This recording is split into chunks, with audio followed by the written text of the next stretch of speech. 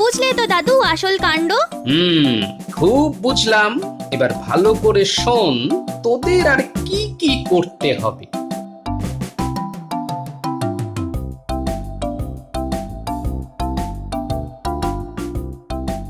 এই তো দুইজনেই আছিস। শোন, খুব তাড়াতাড়ি গিয়ে এই পুটুলিটা গোপালের বাড়ির সামনে ফেলে রেখে আসতে হবে,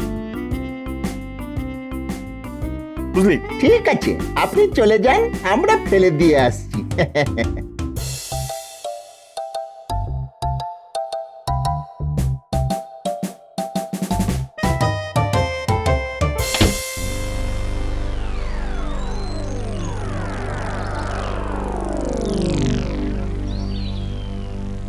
কি ব্যাপার মহারাজ, হঠাৎ আমার বাড়ির সামনে দাঁড়িয়ে? না মানে ইয়ে বাবা, মন্ত্রী মশাইয়ের কথায় নেচে আমায় হাতে নাতে ধরতে এসেছেন তো? কিন্তু সেগুড়ে যে বালি মহারাজ। মানে অতি সরল।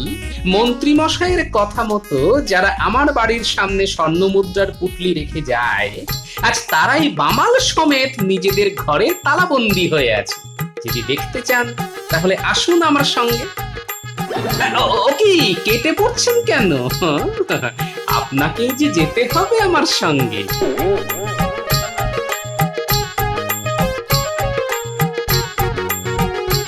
ওরে, কে দরজা বন্ধ করে দিলি রে? ওরে খোল খোল, দরজাটা খোল।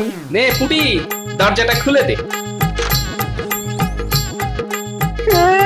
আমাদের কোনো দোষ নেই মহারাজ, এই নতুন মন্ত্রীর কথা মতো আমরাই গোপালের বাড়ির দরজায় স্বর্ণ মুদ্রার পুটুলি ফেলে এসেছি। ভগবান, আমাদের ছেড়ে দিন।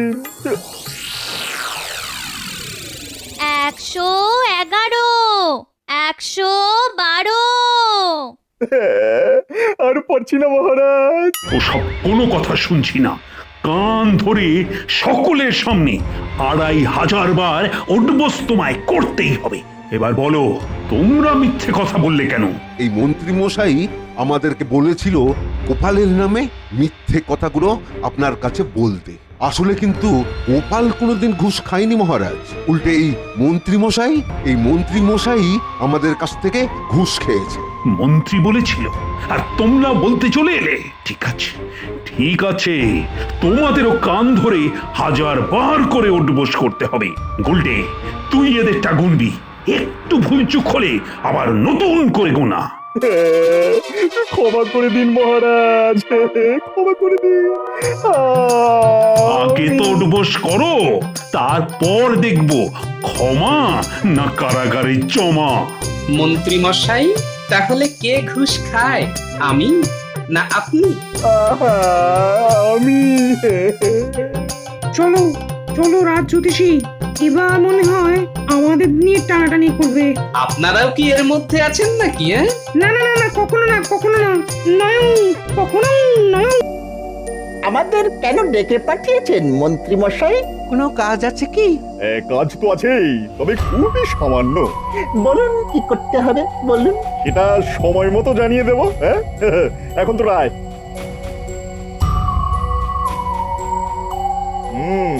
সব দিক 8 ঘাট বেঁধে তবেই নামতে হবে। দেখি দেখি আবার কি করে পার পায় ওই গোপাল ভাঁড়। আরে এসো এসো এসো। কিছু কি ভেবেছেন? ভেবেছি মানে চিন্তা ভাবনা মতো কাজও শুরু করে দিয়েছি। হ্যাঁ, তাই নাকি? পরিকল্পনাটা একটু খুলে বললে হয় না? হ্যাঁ, এবারে শোনো, আমাদের রাজ্যে যেসব বিদেশিরা ব্যবসা করতে আসে তাদের শিখিয়ে দিতে হবে যে কি শেখাবেন মন্ত্রী মশাই? তারা মহারাজের কাছে গিয়ে বলবে যে কৃষ্ণনগরে ব্যবসা করার জন্য গোপাল তাদের কাছ থেকে লভ্যাংশ চাইছে। আর এই জন্য তাদের এখানে ব্যবসা করতে অসুবিধা হচ্ছে। আচ্ছা, ব্যবসায়ীরা এই কথা বললে মহারাজ বিশ্বাস করবেন? বিশ্বাস করাবার জন্য কতগুলো ঘটনা ঘটাতে হবে। আর সেই কাজ আমি ইতিমধ্যেই শুরু করে দিয়েছি। তোমরা শুধু দেখে যাও, আর সময় এলে আমার কথায় সায় দিয়ে যাও, ব্যাস এতেই হবে। শুধু সয় কেন, আপনি যা বলবেন আমরা তাই করব। কেননা গোপালের এই মাতব্বরি আর সহ্য হচ্ছে না। বুঝলে পুটির বাবা, ভালো দেখে একটা ধান জমি কেনার স্বাদ আমার বহুদিনের। শুধু অর্থের অভাবে সেই স্বাদ এতদিন পূর্ণ হচ্ছিল না। সে তো আমি জানি কত কষ্ট করে টাকা কটা জমিয়েছো, আর আমারও সন্ধানে এই জমিটা ছিল। এখন ভগবানের দয়া সবকিছু পাকা হলেই মঙ্গল। আচ্ছা, জমিটার কত দূরে? এই তো প্রায় এসে গেছি। ওই দেখো জমি দেখা যাচ্ছে। আসুন আসুন গোপাল বাবু। আপনি আমাকে চেনেন? শুধু আমি কেন, আপনার মতন মানুষকে সারা কৃষ্ণনগর চেনে। আসুন জমিটা দেখে নিন। দেখুন, আমি শুধু পাত পেড়ে ভাত খেতে পারি, কিন্তু ভাতের নেপথ্যে ধান বা ধানের জমির ব্যাপারে আমার কিন্তু বিন্দু বিসর্গ জ্ঞান নেই। পুটির বাবা বলেছে ভালো, তাই দেখতে চলে এলাম। তাহলে আমার জমির ব্যাপারে আমি বলি। জমি আমার খুবই উর্বর, একেবারে দু ফসলা, আর বিঘা প্রতি ধানের ফলন এই অঞ্চলে সব জমির থেকে ভালো। তাহলে বেচছেন কেন? আসলে একটু টাকার দরকার পড়েছে, তাই পুটির বাবা বলেছিল আপনি নাকি 2 বিঘা নেবেন। হ্যাঁ, দুটি মাত্র প্রাণী আমরা, তাই 2 বিঘাই যথেষ্ট। এই নিন অগ্রিম বাবদ কিছু টাকা। এরপর সময় মতো একদিন এসে বাকি টাকা দিয়ে কাগজপত্র তৈরি করে নিয়ে যাব। ঠিক আছে, ওসব নিয়ে আপনাকে ভাবতে হবে না। আচ্ছা মহারাজ, গোপালকে আজ রাজসভায় দেখছি না কেন? গোপাল আর ছুটি নিয়ে একটা বিশেষ কাজে অন্য গ্রামে গেছে। কি কাজ কিছু বলে গেছে কি? না, কি কাজ সেটা কিছু বলে যায়নি, তবে এটুকু বলে গেছে যে ফিরতে সন্ধে হয়ে যাবে, তাই আজ আর রাজসভায় আসবে না। গোপাল বাড়ি নেই, এই সুযোগটাকেই কাজে লাগাতে হবে। কিন্তু মহারাজ, রাজকার্যের কিছু ব্যাপারে কথা বলার জন্য গোপালকে যে আমার খুবই দরকার ছিল। দরকার ছিল তা সে কথা আগে বললেই পারতে, তাহলে গোপালকে আজ আর ছুটি দিতাম না। খুবই মুশকিল হয়ে গেল মহারাজ, মানে গোপাল ছাড়া আজকের সভা তো তাহলে অসম্পূর্ণ থেকে যাবে। তাহলে আর কি করা যাবে, আজকের মতো রাজসভা ছুটি দিয়ে দিচ্ছি। আমার শরীরটাও আজ তেমন ভালো নেই। তোমরা সকলে এসো। এক্ষুনি এই সুযোগটাকে কাজে লাগাতে হবে। ঠিক আছে, আজকের মুলতুবি সভা না হয় কালকেই হবে।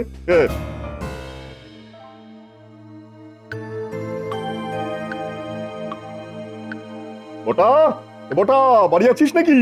এই বটা। আরে মন্ত্রী মশাই যে, কি সৌভাগ্য আমার। শোন, আজই তোদের একটা কাজ করতে হবে। তা ওটা কোথায়? ওকে নিয়ে চিন্তা করবেন না, কাজের কথাটা শুরুত করে বলে ফেলুন, আমি ফুরুত করে ঘটাকে ঠিক খুঁজে নেব।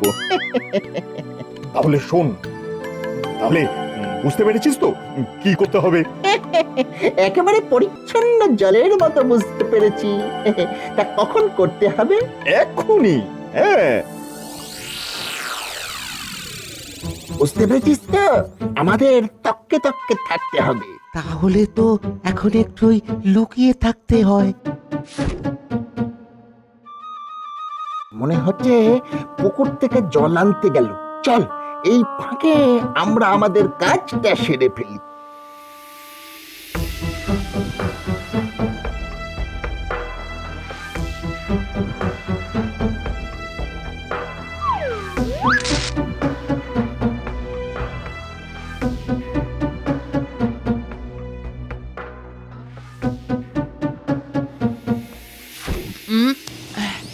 আরে আরে আরে, পায়ে একটা কি ঠেকলো না? এটা তো কাপড়ের একটা ছোট পুটলি। ভেতরে কিছু আছে মনে হচ্ছে।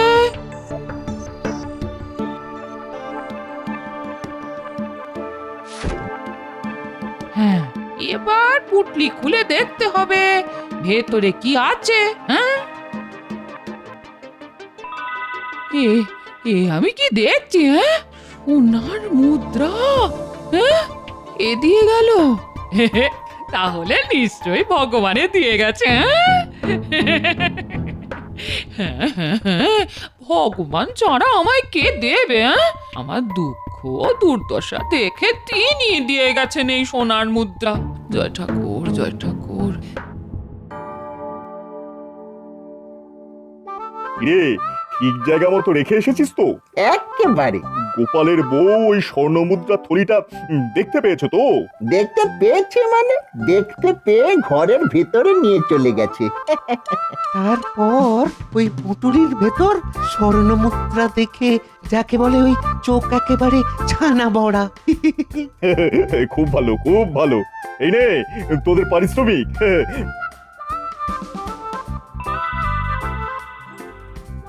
পরে আবার তোদের ডেকে নেব। ঠিক আছে মন্ত্রী মশাই।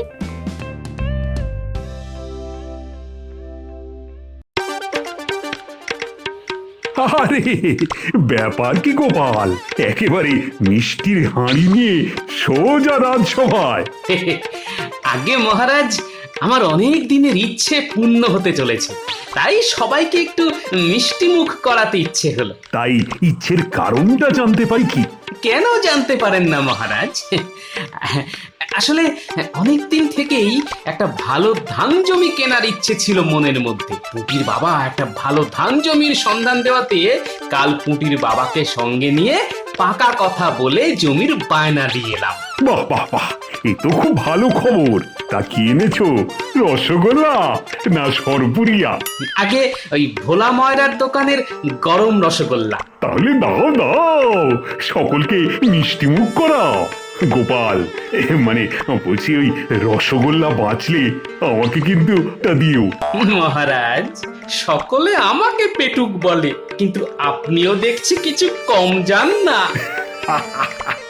বলছি এইসব কথা আবার যেন তোমাদের রানীমাকে বলে দিও না।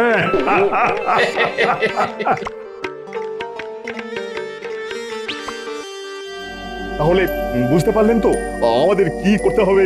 হ্যাঁ, সে তো বুঝতেই পারলাম, কিন্তু গোপাল তো আমাদের এসব কিছু বলেনি। গোপালের নামে এত বড় একটা মিথ্যে বলবো? বলতে পারবে না, তাই তো?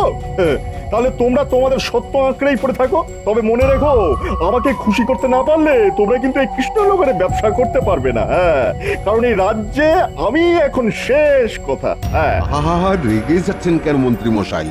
আমরা কি করব না বলেছি? এই তো বুদ্ধিমানের মতো কথা। তাহলে যত তাড়াতাড়ি পারো মহারাজের কাছে যাও। কি মাথায় ঢুকেছে তো?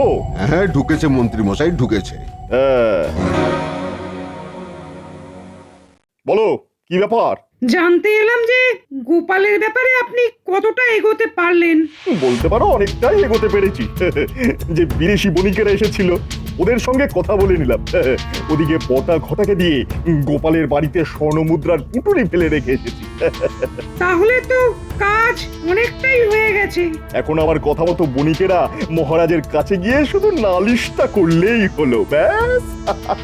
আচ্ছা, ধরলাম বণিকরা মহারাজের কাছে গিয়ে নালিশ করলো, কিন্তু গোপাল যে ঘুষ খেয়েছে সেটা আপনি প্রমাণ করবেন কি করে? আরে না জেনে গোপালই তো আমার হাতে অস্ত্র তুলে দিয়েছে। হ্যাঁ, কিরকম?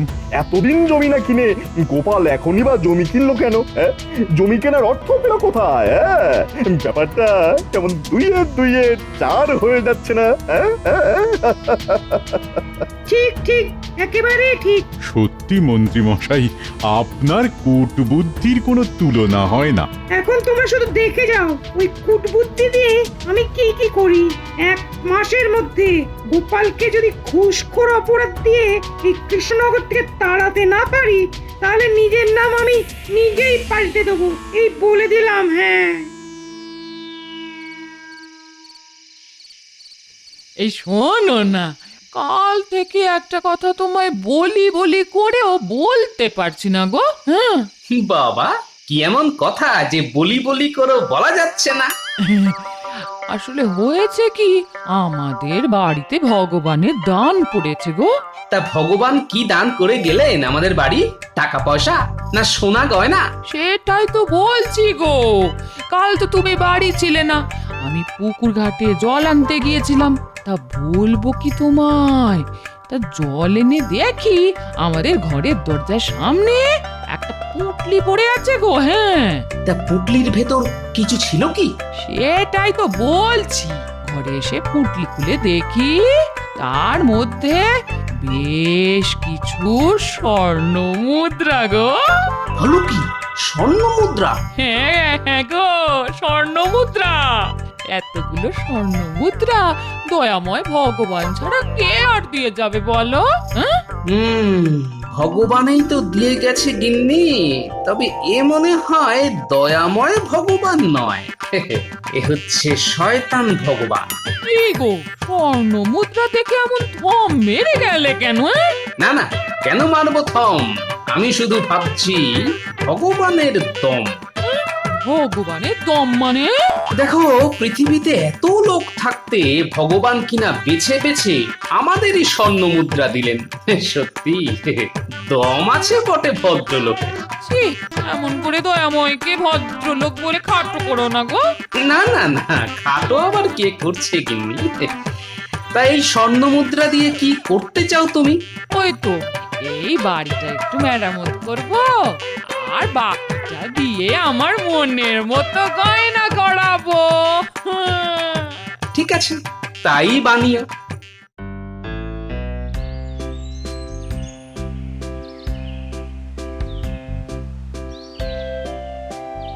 মহারাজ, দুজন বণিক আপনার সঙ্গে দেখা করতে চায়। বণিক? ঠিক আছে, নিয়ে এসো।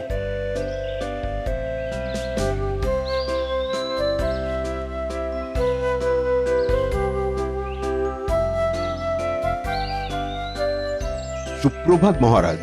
সুপ্রভাত সুপ্রভাত। তা বলো, কি বলতে এসেছো? আগে মহারাজ, বড় আশা নিয়ে আমরা আপনার রাজ্যে বাণিজ্য করতে এসেছিলাম, কিন্তু কিসের কিন্তু? মনে হচ্ছে এ রাজ্যে বাণিজ্য করা আর আমাদের সম্ভব হবে না। কেন কেন কেন? আসলে ওই উঠতে বসতে উৎকোচ, মানে ওই ঘুষ দিতে হচ্ছে তো। হ্যাঁ, ঘুষ দিতে হচ্ছে? তা কে চাইছে সব? আসলে সে আপনার বড় কাছের লোক। কাছের লোক হোক আর যাই হোক, তার নামটা আমায় বলো। আগে গোপাল, মানে ওই গোপাল ভাঁড়। গোপাল? আগে হ্যাঁ, ওই গোপাল ভাঁড় প্রতিবার কাজ শুরু করার আগে তাকে উৎকোচ দিতে হয়। না দিলে এ রাজ্যে বাণিজ্য করতে দেবে না বলে আমাদের ভয় দেখায়। তোমরা সত্যি বলছো তো? আমাদের কথা বিশ্বাস না হলে আপনি অনুসন্ধান করে দেখতে পারেন। আচ্ছা, গোপাল কি হাতে করে ঘুষ নেয়? না মহারাজ, ওর বাড়ির দরজায় পুটুলি করে স্বর্ণ মুদ্রা রেখে আসতে বলে। ঠিক আছে, তোমরা এখন আসতে পারো। গোপাল ঘুষ খাচ্ছে, আর মনে হচ্ছে সেই ঘুষের টাকা দিয়ে ধান জমি কিনছে। ছি ছি ছি ছি, এত বড় অধঃপতন ওর! না না না, ব্যাপারটার আগে অনুসন্ধান করতে হবে।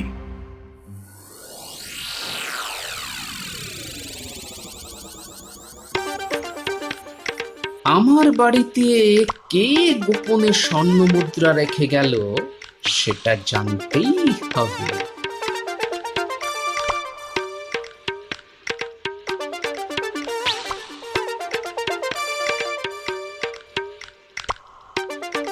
পুটি আছিস নাকি? পুটি, বলো দাদু। শোন, তোদের একটা কাজ করতে হবে। কি কাজ গো দাদু? শোন, আমি বাড়ি থেকে বেরিয়ে গেলে তোরা গোপনে আমার বাড়িটার উপর একটু নজর রাখ।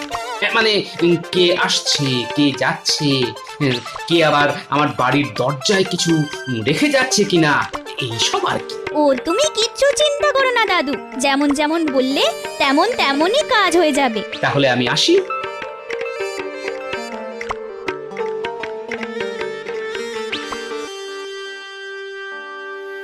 কাজ সেরে এসেছি মন্ত্রী মশাই। আপনার কথা মতো মহারাজের কাছে গিয়ে গোপালের নামে বিষ ঢেলে এসেছি। বাহ বাবা, খুব ভালো কাজ করেছো। বাহ বাহ। আমরা তো আপনার কথা মতো কাজ করে এলাম, এবার আমাদের দিকটা আপনি দেখবেন তো মন্ত্রী মশাই। যাতে করে কর ফাঁকি দিয়ে এখানে ব্যবসা করা যায়। হবে হবে, সব হবে। আগে তো উৎকোচের দায় গোপালকে উৎখাত করি, তারপর একে একে শুরু হবে আমার খেলা।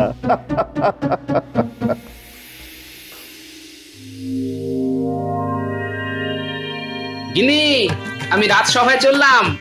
আমার মনে হচ্ছে ভগবান আবার তোমার উপর দয়া করবেন। আমি চলি গিন্নি।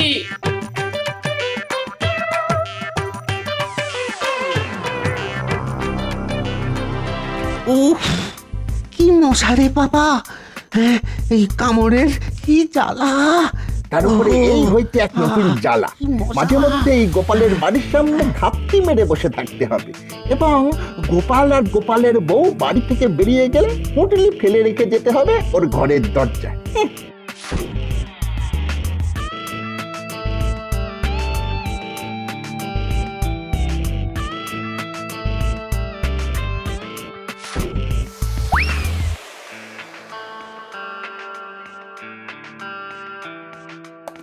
এ আপনি কি বলছেন মহারাজ? বিদেশি বণিকদের কাছ থেকে গোপাল ঘুষ খাচ্ছে? হ্যাঁ, বণিকরা তো সে কথাই বলে গেল। কিছু মনে করবেন না মহারাজ, কিছুদিন ধরেই গোপালের চালচলনে আমারও কিছু কিছু সন্দেহ হচ্ছিল। হ্যাঁ, সন্দেহ হচ্ছিল? হ্যাঁ মহারাজ, সন্দেহ। আর সেই সন্দেহ আরো বেড়ে গেল যখন ও জমি কিনলো। হ্যাঁ, আচ্ছা মহারাজ, দুম করে গোপাল এতগুলো টাকা পেল কি করে? হ্যাঁ, শোনো মন্ত্রী, তুমি আর আমি গোপালের বাড়ির সামনে দাঁড়িয়ে থাকবো। তাহলে কাল সকালে বটা ঘটাকে আরো কিছু স্বর্ণ মুদ্রা দিয়ে গোপালের বাড়ি ফেলে রেখে আসতে বলতে হবে। হ্যাঁ, ঠিক আছে মহারাজ, ঠিক আছে।